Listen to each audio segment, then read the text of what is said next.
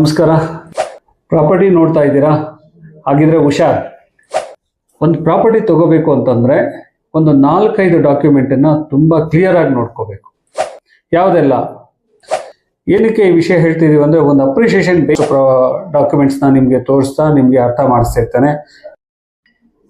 ನಮಸ್ಕಾರ, ನಾನು ನಿಮ್ಮ ಪ್ರಸಾದ್ ಮೌನಿ, ಫ್ಯೂಚರ್ ಲ್ಯಾಂಡ್ ಸಂಸ್ಥೆಯಿಂದ. ಪ್ರಾಪರ್ಟಿ ನೋಡ್ತಾ ಇದ್ದೀರಾ?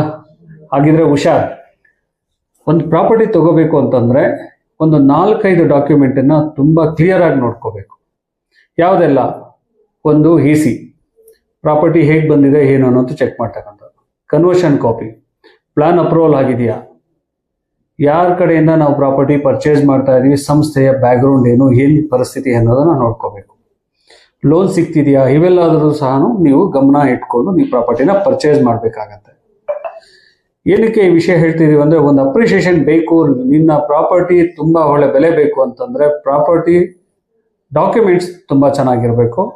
ಇದನ್ನೆಲ್ಲ ಗಮನಿಸ್ಕೊಳ್ಳಿ. ಇನ್ನಷ್ಟು ಮಾಹಿತಿನ ನಾನು ನಿಮಗೆ ತರ್ತಿರ್ತೇನೆ. ಪ್ರತಿ ವಾರದಲ್ಲಿ ಸುಮಾರಷ್ಟು ಡಾಕ್ಯುಮೆಂಟ್ಸ್ನ ನಿಮಗೆ ತೋರಿಸ್ತಾ ನಿಮಗೆ ಅರ್ಥ ಮಾಡಿಸ್ತಿರ್ತೇನೆ.